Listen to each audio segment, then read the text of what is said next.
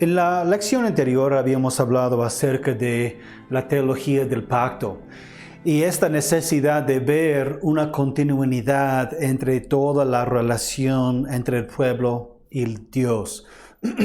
Pero no todos piensan y creen así.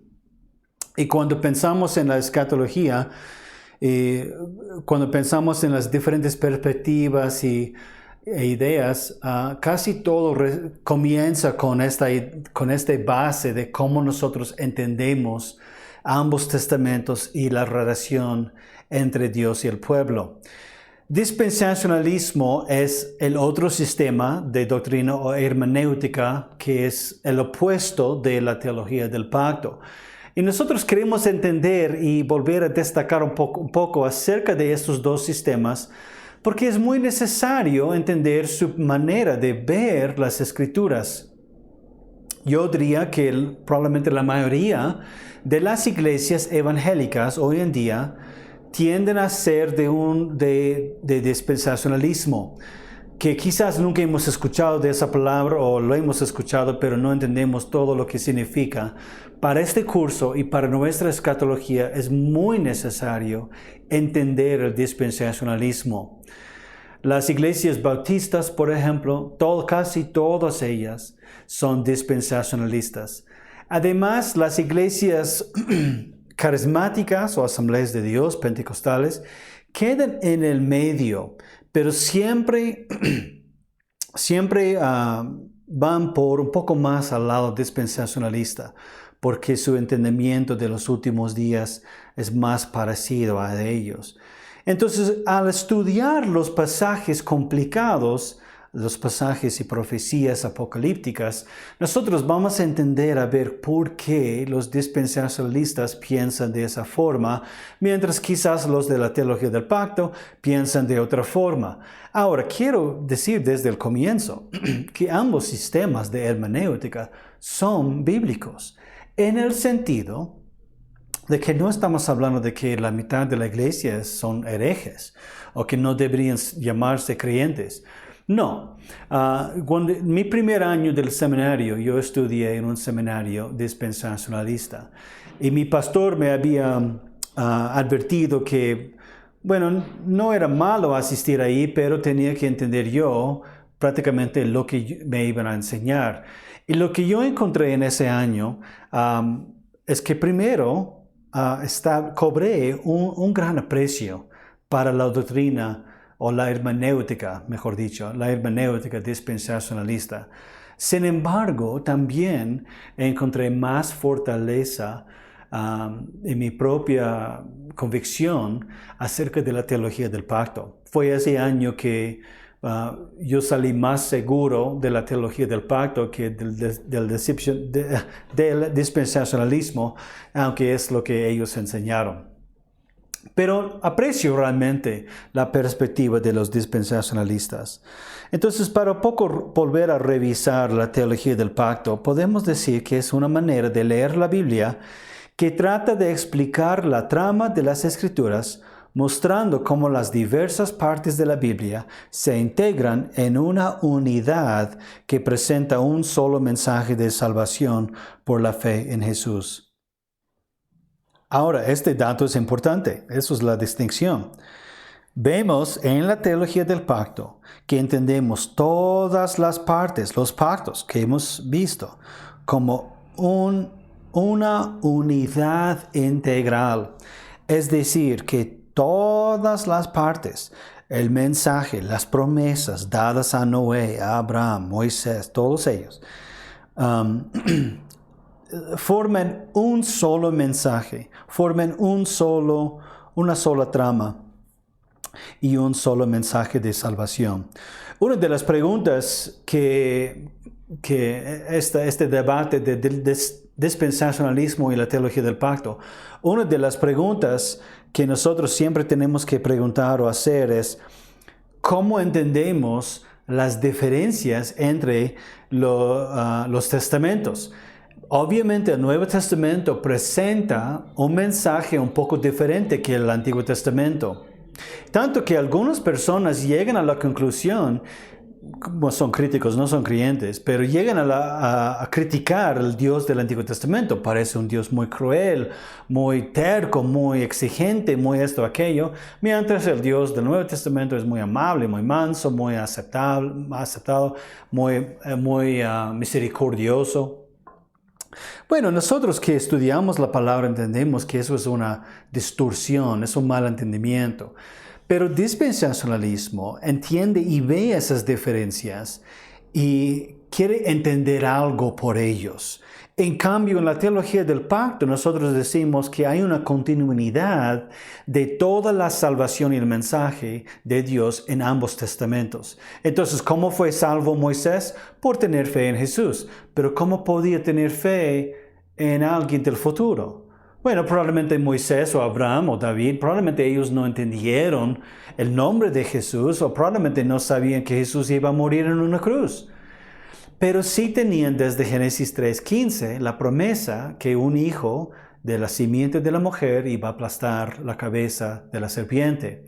Así que ellos ya sabían, ya tenían desde el comienzo un evangelio, un mensaje básico que por lo menos a través de las promesas progresivamente, paulatinamente reveladas en todo el Antiguo Testamento, ellos entendieron que Dios iba a proveer un redentor. Así entiende la teología del pacto. Entonces, Abraham fue salvo tal como cada uno de nosotros, mirando hacia adelante, mientras nosotros miramos hacia atrás. Recordamos la cruz, creemos en la cruz, que es medio raro creer en algo histórico, pero es lo que es nuestro camino de salvación. Y por eso la gran mayoría de las personas que suscriben a una teología del pacto son reformados, porque creen en esa idea de la elección soberana de Dios y que Dios ya escogió quién nos va a salvar, y así que Dios ya sabía que Jesús en el futuro iba a morir por Abraham. Ahora, dispensacionalistas no significa que son arminianos. No debemos confundir esas ideas. Hay dispensacionalistas arminianos, pero también hay los de la teología del pacto que son medio arminianos. Entonces, son realmente discusiones completamente separadas. La mayoría de los dispensacionalistas son reformados. Probablemente muchos de nosotros hemos escuchado de Juan MacArthur. Juan MacArthur es un pastor bautista reformado. Tiene su seminario ahí, Masters, en California. Es dispensacionalista, muy dispensacionalista. Entonces tenemos que entender que estos dos sistemas son válidos dentro de la iglesia reformada. Ahora, dispensacionalismo. La teología dispensacional procura, por tanto, resumir la enseñanza de toda la Biblia, afirmando que Dios se ha relacionado con la humanidad en base a distintas economías o dispensaciones a lo largo de la historia. En cada dispensación, Dios establece promesas y lineamientos específicos sobre los cuales el ser humano puede entrar en relación con Él. Y ahí está la gran diferencia. Ellos ven que Dios en cada periodo, y podemos ver que eso casi alinea con los tiempos del pacto. Esto es de Adán, esto es de Noé, eso es de Abraham, ¿no? Y eso es de Moisés. Entonces podemos ver, bueno, es prácticamente la teología del pacto, solo en otro paquete, ¿no? No. ¿Por qué? Porque ellos ven que en todo este tiempo de conciencia o en toda esta promesa, Dios ha relacionado con su pueblo de una manera específica, distinta economía o dispensación. Y dispensación simplemente quiere decir un periodo de tiempo. Entonces, ¿cómo fue salvo Moisés en el Antiguo Testamento? A través de la ley. Moisés recibió la ley, que fue un pacto, pero fue un pacto de obras. Moisés tuvo que obedecer. Y al obedecer, ya, Dios salvó a Moisés. Ahora, eso es una postura muy extrema del dispensacionalismo. Hay dispensacionalistas, por ejemplo, Juan MacArthur probablemente diría que Abraham, Moisés, ellos tenían que tener fe. Entonces su fe puesta en un futuro redentor, Dios luego utilizó sus obras para salvarlos. Este es importante, porque prácticamente significa que Dios se ha relacionado con su pueblo de diferentes maneras en diferentes tiempos y que el camino de salvación habrá sido diferente en esas épocas. Ahora, dispensacionalismo es relativamente un nuevo sistema de hermenéutica. Y decimos hermenéutica y no solamente doctrina, porque estamos hablando de su manera de ver e interpretar las escrituras.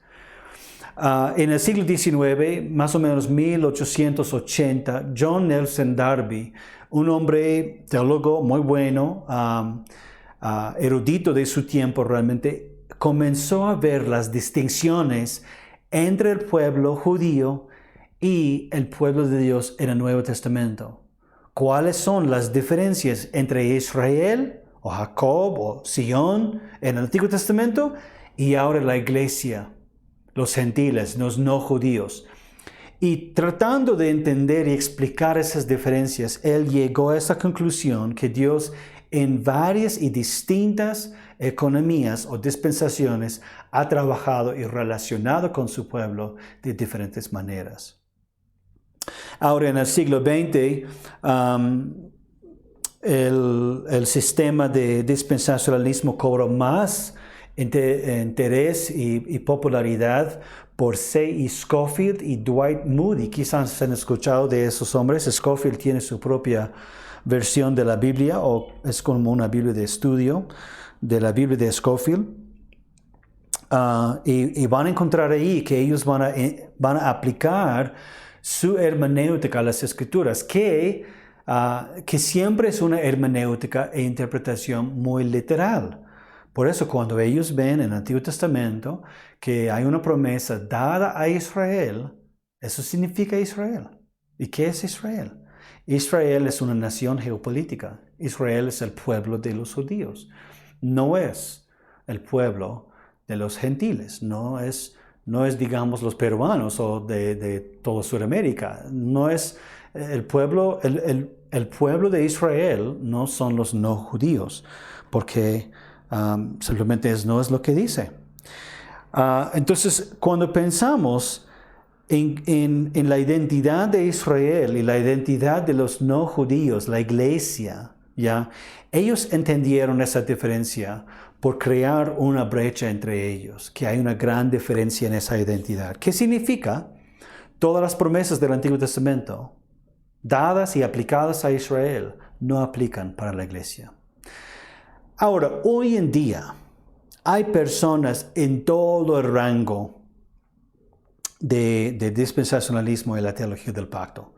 Tanto que hay personas que están más en el intermedio, que dirían que Dios se ha obrado de manera distinta en diferentes épocas o dispensaciones. Pero hay una continuidad y hay promesas dadas a Israel que tienen un cumplimiento parcial en la iglesia, pero todavía queda un cumplimiento completo en el futuro.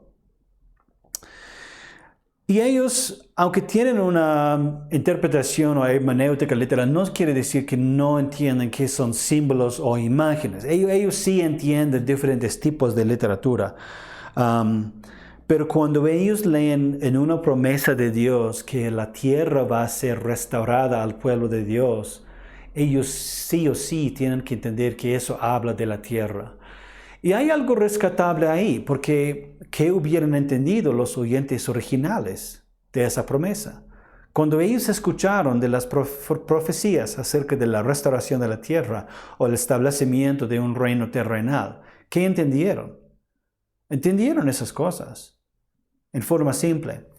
Entonces, para el dispensacionalista, como así entendieron los primeros oyentes, nosotros también tenemos que interpretarlo igual. Ahora, eso implica un montón de cosas, porque no vemos la restauración de la tierra en el Nuevo Testamento. No vemos la restauración de Israel como nación geopolítica en el Nuevo Testamento. Más bien, vemos en la historia del mundo que Israel poco a poco ha perdido control de Palestina. Entonces, hay este conflicto entre lo que vemos en la historia y las promesas del Antiguo Testamento dadas a Israel y solo Israel. Y eso creó para Darby, para Scofield, para Dwight Moody, para Walford, que era necesario ver entonces que hay un futuro del pueblo judío, que queda pendiente muchas promesas para cumplirse para Israel y el pueblo de Dios. Entonces, cuando entendemos dispensacionalismo dentro del contexto de la historia del mundo, nosotros tenemos que ver que es prácticamente una doctrina nueva. Sin embargo, vemos rasgos, vemos sombras de dispensacionalismo en toda la historia de la iglesia. Eso significa, ¿ya?, que la inclusión de los gentiles en todo este tiempo de gracia es un paréntesis. Significa que durante ese tiempo de gracia Dios está salvando a los no judíos. Ahora, ¿por qué lo llaman un paréntesis? Porque Jesús vino a salvar a los judíos, vino a salvar al pueblo de Dios, vino a salvar a Israel, pero lo rechazaron. Rechazaron a Él como su Redentor y su Rey. Y por el hecho que lo rechazaron, luego Jesús, casi como un plan B, llevó su evangelio a los gentiles, a los no judíos. ¿Ya? Entonces la iglesia es la expansión del mensaje de salvación de Dios a los no judíos, a los gentiles, a todas las naciones. Pero este es un paréntesis en todo el plan de Dios. Porque Dios trabajó con Israel en el Antiguo Testamento. Y luego, después del paréntesis, y Romanos 9 habla de eso, del tiempo cuando termina el tiempo de los gentiles. Romanos 9, 10, 11. Y cuando termine el tiempo de los gentiles, de paréntesis, Dios va a volver a establecer una nación de Israel. Entonces, la postura dispensacionalista fuerza un futuro, una futura nación geopolítica de los judíos de Israel. Y por eso hay gran afán hoy en día de volver a establecer a una nación de los judíos en Palestina. Si alguna vez has pensado, ¿por qué hay tanta gente que quiere ese terreno, que quiere esa tierra? Desde las cruzadas había luchas entre los judíos, los musulmanes, los cristianos, y hoy en día sigue siendo realmente un lugar. Palestina es prácticamente un campo de guerra constante. ¿Por qué? Porque hay tantos diferentes pueblos que quieren la misma tierra. ¿Y por qué? Ahora es interesante que aún dentro de la iglesia hay un afán, hay un deseo de volver a ver a Israel como una nación geopolítica. ¿Alguna vez te has preguntado por qué hay cristianos que quieren que haya más judíos en Israel? No quieren que haya más cristianos, sino que hay más judíos. ¿Por qué? Porque viene de esa idea de que Dios prometió la tierra física, terrenal, al pueblo. Y como no se lo dio todavía, es necesario un futuro cumplimiento de estas cosas. Significa que en cada dispensación Dios obra con su pueblo de manera distinta. Y eso significa que por el momento Dios está obrando con nosotros, los gentiles, los no judíos, pero habrá un futuro Israel. Otra vez, para resumir ya, dispensacionalismo. La nación de Israel y el pueblo judío tienen un rol único en el plan de Dios que incluye un cumplimiento futuro y físico del reino, lo cual será inaugurado en el milenio. No hemos hablado del milenio todavía y no vamos a hablar de eso por un buen tiempo hasta llegar a Apocalipsis 20. Pero seguro has escuchado del milenio y esa postura y muchas personas piensan en su manera de interpretar el libro de Apocalipsis solo a través de un pasaje muy pequeño en Apocalipsis 20, que para mí yo creo que es muy peligroso porque solo escuchamos de un milenio en Apocalipsis 20. No hay ningún otro texto en todas las escrituras que habla de un reino literal de 1000 años. Pero ellos sí creen en un milenio literal. Es necesario. También la postura dispensacionalista siempre va a esperar un tiempo no va a esperar como ansiar, pero va a pensar que va a haber un tiempo de tribulación. Ahora, en cuestiones de si la iglesia va a estar ahí o no, bueno, vamos a llegar a eso cuando hablamos de la tribulación, el rapto secreto, si estas ideas son bíblicas o no. Pero es necesario que tengamos un fundamento de estas ideas, porque cuando llegamos ahí, fácilmente podríamos juzgarlos y decir, pero ellos no tienen base para creer eso. Cuando en realidad la postura dispensacionalista siempre va a llevar al intérprete a esas conclusiones, que va a haber un futuro Israel. En cambio, la teología del pacto, Jesús es el verdadero. Jesús es el verdadero Israel y así su iglesia es el pueblo de Dios. Toda la iglesia es el pueblo de Dios, que son judíos y no judíos. No estamos, en la teología del pacto, no estamos pensando en la raza o nacimiento de las personas, que incluye personas de todas las naciones. El reino es primero espiritual, pero puede incluir un futuro en el milenio. Eso es importante. No significa que si tú eres de la hermenéutica de la teología del pacto, que no puedes creer en un reino literal, futuro, que el milenio es literal. No, está bien, hay libertad. Estos sistemas de pensamiento y de hermenéutica no son camisas de fuerza. Como yo dije, es más como un rango y hay personas en todo el rango. Juan MacArthur, por lo menos, yo no diría que es extremista en cuanto a su dispensacionalismo. Sin embargo, en cuanto a su escatología, es más extremo de muchos dispensacionalistas. Juan MacArthur lo respeto muchísimo. Yo he leído muchos de sus libros. Yo creo que es un gran predicador, es un buen pastor, buen teólogo, un buen erudito de nuestro día. Sin embargo, su escatología está en todos lados. Y todo eso viene de su postura dispensacional de las Escrituras. En cambio, hay otros que creen que para mí son un poquito más extremos en el lado de la teología del pacto. R.C. Sproul, por ejemplo. Respeto mucho de su escatología. Estoy de acuerdo con él en muchas áreas. Sin embargo, yo creo que él disminuye un poco la perspectiva de la escatología de Pablo, por ejemplo. R.C. Sproul, para mí, le es conveniente solo hablar de los pasajes fáciles, pero cuando pensamos en algunos pasajes difíciles es más complicado y no podemos evitar simplemente los pasajes porque son más complicados.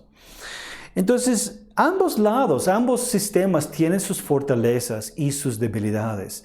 Dispensacionalismo para mí, por ejemplo, tiene un gran valor para la palabra de Dios. Como mencioné, yo estudié mi primer año del seminario en un seminario dispensacionalista y para mí lo que yo aprendí ahí es que ellos sí tienen un gran deseo y valor de entender y escudriñar las Escrituras.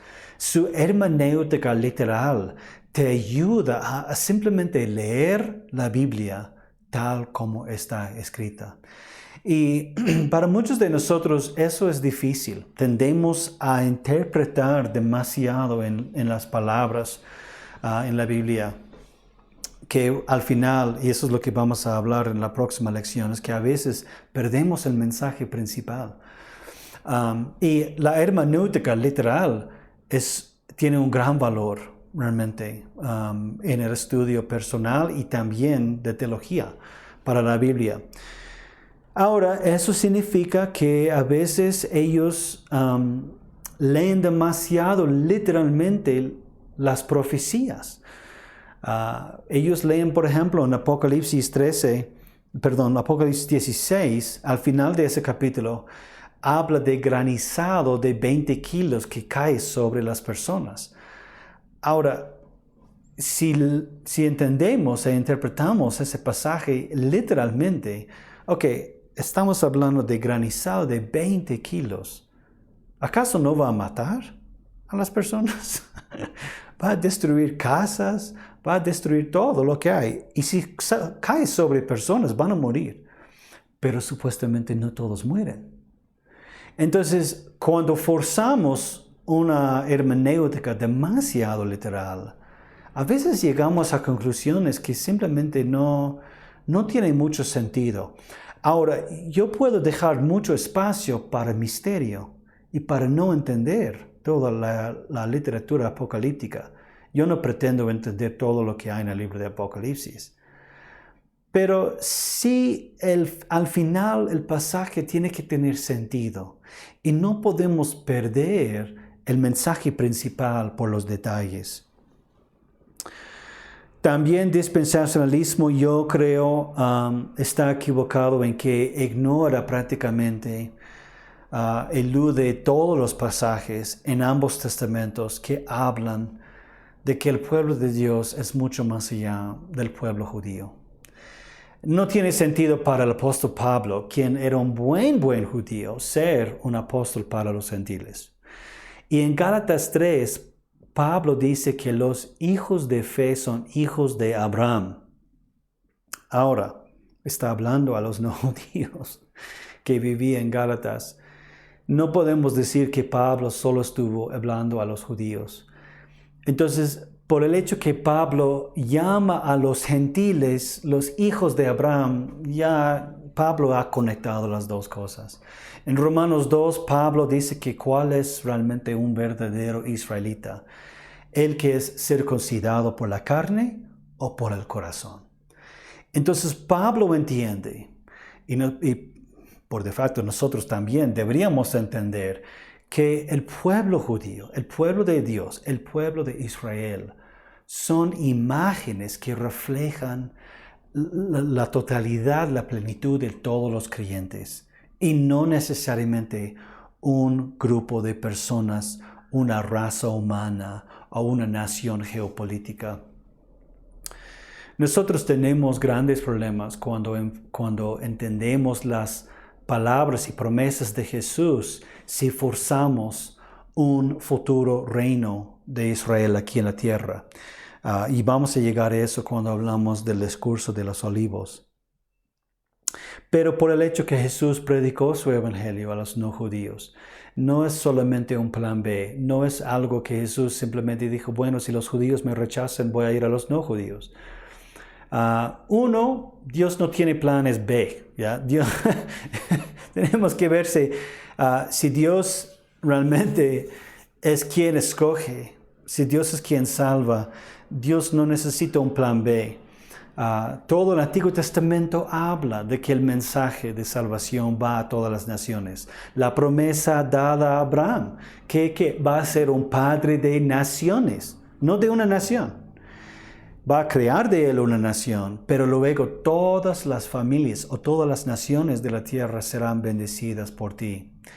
En Isaías 49, es poca cosa que solo seas un testigo para mi pueblo, sino que te voy a hacer una luz a las naciones. Entonces tenemos varios ejemplos en las Escrituras que hablan de la inclusión de los gentiles. No es algo que Dios decidió hacer porque su pueblo le rechazó, sino que vemos que fue el momento preciso para el mensaje de Jesús de decir, el pueblo verdadero no es por nacimiento. El Israel verdadero no es por color de tu piel o de dónde has nacido, o qué has creído. El pueblo verdadero son los de fe. Separar la iglesia e Israel es un gran error. Los dispensacionalistas entienden que todas las promesas dadas a Israel no son aplicadas para la iglesia. Aunque, como dije, algunos están en el intermedio y pueden ver un cumplimiento parcial. Pero aún eso es un gran error. Vemos que la iglesia aún en sí fue establecida en el Antiguo Testamento. No deberíamos, mira, el Nuevo Testamento no entiende Pentecostés como nosotros a veces. Nosotros pensamos que Pentecostés es la inauguración de la iglesia del Nuevo Testamento. Pero no es cierto. Yo incluso estoy culpable de decir eso. Pero no es cierto. El resto del Nuevo Testamento no entiende eso. Más bien, la escatología, la eclesiología de Pablo es ver que la iglesia fue establecida ¿dónde? En el desierto con Moisés. Cuando entendemos eso, y por eso Pablo cita siempre el Antiguo Testamento, cuando entendemos eso, tenemos que ver que hay continuidad, no descontinuidad. Entonces, aunque el dispensacionalismo tiene algunas fortalezas, realmente yo creo que está equivocado. Teología del pacto es más bíblico porque ve la conexión entre todos los pactos y las alianzas y que Dios se ha relacionado con su pueblo de la misma forma desde el comienzo hasta el fin. Pero no significa que la teología del pacto no tiene sus debilidades. Por ejemplo, vuelvo y digo, la hermenéutica literal entiende las promesas de la tierra o del reino terrenal dadas a Israel literalmente. ¿Y por qué? Porque es lo que ellos hubieran entendido. Los primeros receptores de la carta de Isaías o de Daniel, por ejemplo, ¿qué hubieran entendido? ¿Un reino celestial y no terrenal? No. Hubieran esperado y entendido un reino literal y terrenal. Entonces, ¿cómo podemos entender esa diferencia? Hay un problema ahí. Porque Jesús viene, es el Hijo del Hombre, es el día del Señor, pero no hay reino terrenal. No hay una devolución de la tierra hasta hoy. Entonces, a veces la teología del pacto fuerza una interpretación simbólica de algunas de esas cosas. Ahora, no estoy en desacuerdo, solo reconozco que eso es una debilidad. Es una debilidad del sistema.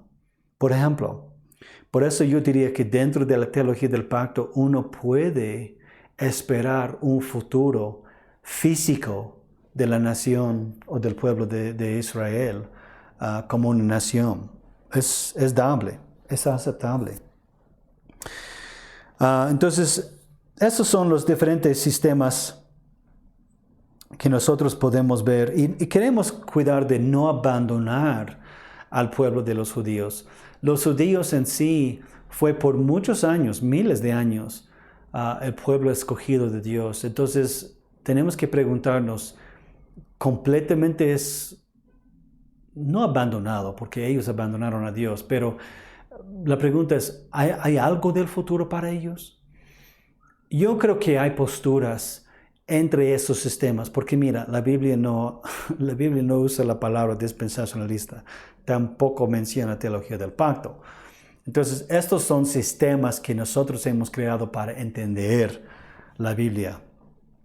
Entonces, yo creo que hay posturas intermedias que pueden ser muy bíblicas y aceptadas.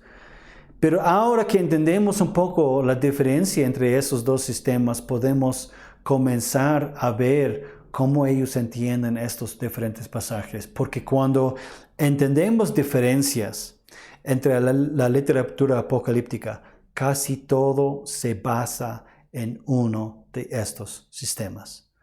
Y vamos a ver un poco más de dispensacionalismo y la teología del pacto en las clases venideras. Entonces nos vemos ahí, que el Señor los bendiga.